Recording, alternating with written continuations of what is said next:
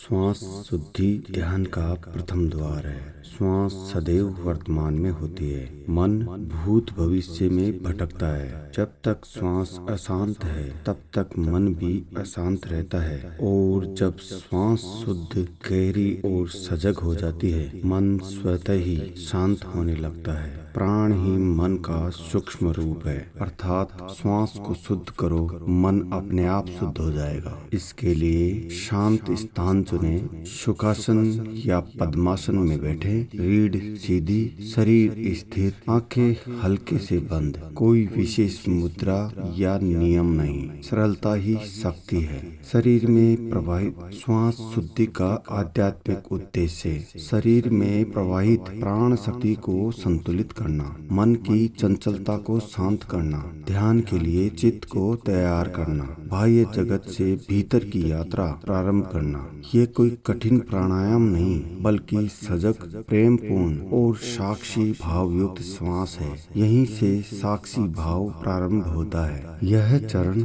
मन और श्वास के बीच मित्रता स्थापित करता है। अब धीरे धीरे श्वास को थोड़ा गहरा होने दें। श्वास पेट तक जाए, फिर छाती तक। श्वास छोड़ते समय अनुभव करें शरीर का भार ढीला हो रहा है। कल्पना करें कि श्वास भीतर और शांति प्रवेश, श्वास बाहर तनाव का विसर्जन। श्वास को नियंत्रित नहीं, केवल सहज रूप से गहरा होने दें। विचार आएंगे, आने दीजिए। स्मृतियाँ, योजनाएं, कल्पनाएं आएंगी, उन्हें रोके नहीं, उनसे जुड़े नहीं। ऐसे देखें जैसे आकाश में बादल आते जाते हैं। मन में मौन भाव रखें। श्वास के साथ श्वेत प्रकाश भीतर प्रवेश कर रहा है। वह प्रकाश मस्तिष्क, हृदय, पूरे शरीर में फैल रहा है। कुछ समय बाद आप अनुभव करेंगे श्वास सूक्ष्म हो रही है, मन शांत हो रहा है, भीतर मौन उतर रहा है। यही है ध्यान की शुरुआत। यह चरण सूक्ष्म शुद्धि करता है। यही अहंकार का क्षय आरंभ होता है। अब न श्वास पर ध्यान, न विचार पर, न कुछ करना,